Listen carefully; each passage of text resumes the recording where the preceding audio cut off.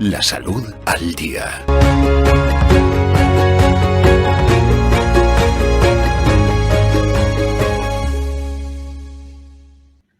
Momento ya para hablar de salud, para hablar de nutrición y como cada miércoles saludamos ya a Iván Tardón. Iván, buenos días. Buenos días, Álvaro. Bueno, ¿qué tal ha ido la semana, Iván? Bien, la verdad que sí, una semanita agradable. Una semana agradable, no como otras veces que me veo apurado por todos lados. Eso es, qué bueno que hayas pasado una gran semana. Y hoy tenemos otro tema trascendental y vamos a hablar de los comedores escolares. Sí, vamos a hablar de los comedores escolares, que bueno, es una cosa que debería de preocupar a los padres y debería de preocuparnos un poquito a todos también. Y de hecho se ha hablado bastantes veces de los comedores también, un poquito en televisión muchas veces. Y bueno, en su día llegué a hacer un estudio también de cómo estaban elaborándose los menús de los colegios escolares, o sea, de los menús escolares. Y bueno, vamos a hablar un poquito de ello. Eso es, otras veces, bueno, hay que definir el tema, ¿no? Porque hay que situarlo, en este caso no hace falta situar el tema, todos sabemos lo que es un comedor escolar, lo que hay que ir es ya directamente a esos menús que has comentado, Iván. Sí, bueno, la verdad que los menús, por ejemplo, deberían de estar elaborados, ¿no? por un profesional, en los que, bueno, pues esté supervisado y esté, digamos, sellado, firmado por un profesional de la nutrición y que tengamos esa seguridad de que está equilibrado y que realmente está indicado para nuestros hijos, ¿no? A veces esto no pasa en algunos comedores y a veces sí están firmados y yo los he visto y sinceramente a veces me han desilusionado un poquito, pero bueno, eso ya es cuestión de cada uno. Me imagino que cada maestrillo tiene su librillo, como se suele decir. ¿Por qué Pero esa desilusión, Iván? bueno, porque creo que a día de hoy hay que tener un poquito en cuenta que los niños no tienen tanta movilidad, no se mueven tanto como hace unos años atrás y a veces encontramos menús muy cargados en hidratos de carbono. Yo he encontrado, por ejemplo, platos en el que puedes encontrar un plato de arroz o de pasta y acompañado con pan. Y siempre cualquier plato, aunque no tenga hidratos o lo tenga, acompañado con pan. Bueno, yo creo que el pan es una costumbre que hemos cogido desde hace unos años, pues desde la época de la guerra, puede ser que cuando pasábamos hambre, ¿no? Y el pan se incluía y se metía ahí. Realmente no es necesario tener pan en una comida. A veces nos obligamos a que es que sin pan no como o sin pan no puedo comer, pero no es necesario, ¿vale? El hecho de que tomes, por ejemplo, pasta con pan o tomes arroz con pan, para mí me recuerda el dicho aquel de pan con pan, comida de tontos, ¿no? Eso es, sí, sí, es verdad. Hay ciudadanos que necesitan comer todo tiene que ser con pan y sobre todo determinadas generaciones que lo comen todo, absolutamente, Iván, lo que estás comentando con pan. Casi van a comer una pizza y necesitan pan. Sí, bueno, lo mismo. Estás comiendo harina con harina, ¿no? Para Sí, entendernos sí. de otra manera, o cereales con cereales, ¿no? Al final es como si te tomas una sopa con un vaso de agua detrás. Es un poquito, no sé, un poco absurdo, ¿no? No te está aportando nada nuevo en esa alimentación, porque no te está aportando, digamos, proteínas nuevas o te está aportando unas grasas especiales. No, te está aportando exactamente lo mismo, hidratos de carbono. Y como te decía antes, en una sociedad que ya estamos, digamos, bastante sedentarios, en el que los niños muchas veces no salen a jugar, sino que se quedan con las maquinitas en casa. Le estás poniendo un plato de arroz, que está muy bien, pero aparte le estás incluyendo también ese pan. Y bueno, y después platos que ya te puedes echar la mano a la cabeza que incluyen también las papas fritas. Con lo cual tienes arroz, papas fritas y el pan. Al final dices, ¿y la proteína dónde está? Y empiezas a rebuscar por ahí y no encuentras mucha proteína, ¿no? Si le pones una proteína, encima se la pones rebozada. O sea, ya tiene harina también. Con lo cual, pues bueno, pues ya sigue sumando y me parece un poco exagerado muchas veces los platos que me encuentro. Claro, y es que, hombre, en el menú escolar esto también tiene que servir para educar a los chavales, que lo que coman ahí les guste, que sea nutritivo y que quieran seguir comiéndolo el resto de días, que también quieran seguir comiendo de una manera nutricionalmente adecuada el resto de horas del día. Claro, ahí se encuentran, digamos, con un problema, ¿no? El problema real es que muchas veces los niños no quieren comer, no les gusta esto, no les gusta lo otro, lo que normalmente no les suele gustar, pues suele ser las verduras, no les suele gustar, por ejemplo, los pescados, con lo cual pues siempre tienes que buscar una estrategia pues para que se lo coman. Y yo entiendo que para que se lo coman, pues buscan la estrategia de rebozarlo y a lo mejor no es la mejor estrategia, a lo mejor habría que buscar otras alternativas que a lo mejor pues no son formas adecuadas o no se pueden llevar al colegio o no se pueden llevar a un comedor porque llevaría mucho tiempo y mucha dedicación, pero hay formas de hacer que los platos sean más atractivos, ¿no? Los niños, por ejemplo, comen mucho por la vista, comen mucho por los ojos y hay que intentar decorarles ese plato para que parezca pues una carita, o sea, un muñeco, o lo que sea, y sería ideal. Pero claro, en un comedor eso no lo van a hacer, primero por falta de tiempo y seguramente, pues no sé, por falta de ganas, no lo sé. Pero vamos, que es muy difícil que lo haga. Las dos cosas, las dos cosas. En cuanto al postre, porque aquí puede también estar una de las claves. Sí, el postre, por ejemplo, me he encontrado casos de natillas, por ejemplo, algún flan. Ese tipo de postres, bueno, pues yo creo que no son, digamos, propicios para que ponerlos en este tipo de lugares, ¿no?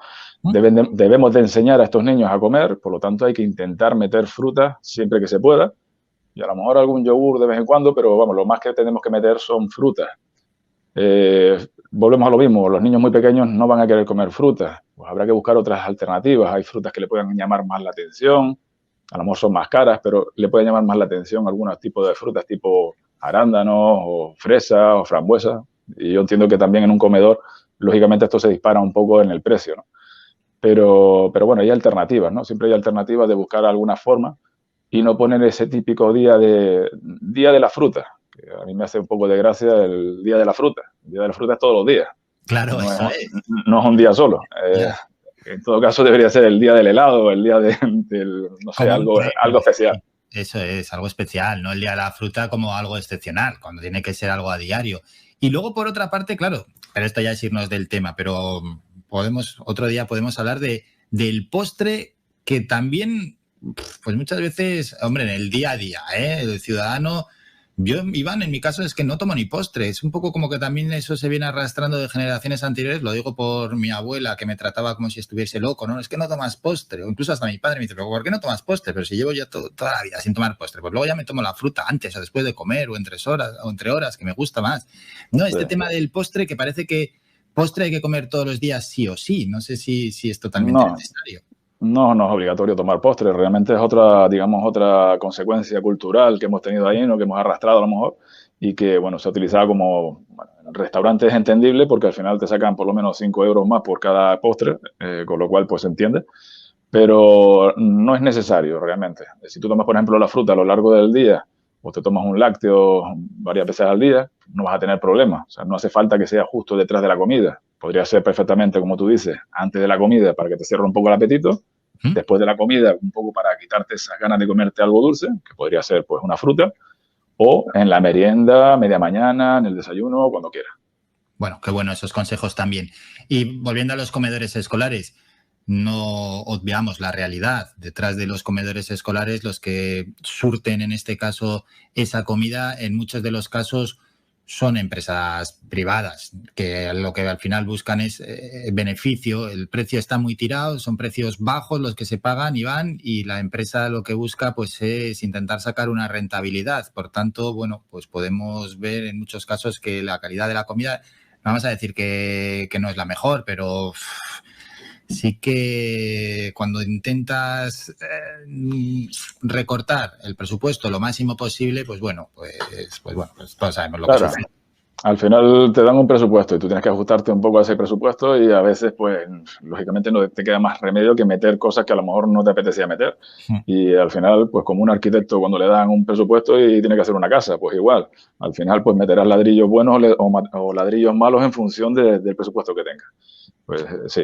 Lo que sí es verdad que muchas veces se le ha echado mucho la culpa a los comedores escolares de la obesidad infantil. Y esto es un tema que quería tocar porque realmente no son del todo culpables. Ten en cuenta que es una comida al día. El resto del día lo haces en casa, lo haces en la calle y el ejercicio físico también lo haces en la calle. Con lo cual, al final, si tienes una obesidad, no es por culpa del comedor escolar.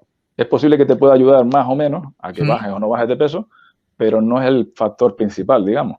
Claro, porque Iván, en muchos casos de niños que son obesos es posible incluso, y eso que estamos hablando, bueno, de ciertos menús que no son los mejores, puede llegar a ser incluso hasta lo mejor que coman por el desconocimiento nutricional que tienen los padres, incluso hasta en el comedor, que en muchos casos nutricionalmente no es lo más adecuado, puede ser incluso hasta la mejor comida que coman al día. Sí, en algunos casos sí. Lo que pasa es que es verdad que, como te digo, hay veces que le echamos la culpa al comedor, pero es que Claro. habrá que ver si te estás tomando, por ejemplo, refrescos a todas horas del día, si no estás haciendo nada de ejercicio, si a lo mejor el desayuno que te estás tomando son bollitos y dulces, si te estás tomando una cena, por ejemplo, con fritos y rebozados. Al final, todo esto es un equilibrio, ¿no? Y si te pasas en una comida, el resto del día, si lo haces bien, no tienes por qué subir de peso. A lo mejor no bajas de peso, pero no tienes por qué subir de peso. El caso es siempre buscar el equilibrio y buscar que siempre sea algo saludable, aunque hagas una comida mal. Eso es, tal cual. Iván, ¿y algo ya más para terminar con este tema de los comedores escolares? Pues nada, que si tienen alguna duda los padres, pues siempre tienen la opción de acercarse a algún profesional de la salud, un profesional de la nutrición, y que le lleven ese menú, que le eche un vistazo y que, bueno, si no podemos cambiar ese menú, porque lógicamente tiene que estar en el comedor el niño, pues a lo mejor podemos hacer que el resto del día sea saludable para compensar esos errores que estén en el menú. Ujú.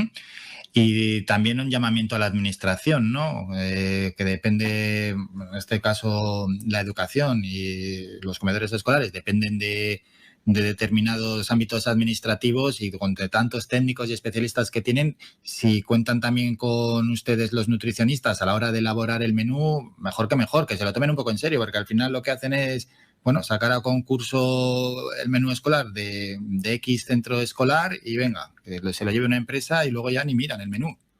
Claro, al final lo que tendrían que hacer es un poco supervisar todo esto y que esté elaborado y firmado por un profesional real de la salud. O sea, que muchas veces hasta incluso hay profesionales que firman y que, bueno, como te decía antes, como tienen que ajustarse a los presupuestos, pues al final pues harán un poco la vista gorda, ¿no? Parece ser que es así. Iván, como siempre, un enorme placer. Nos citamos ya para el próximo miércoles. ¡Feliz semana! Igual.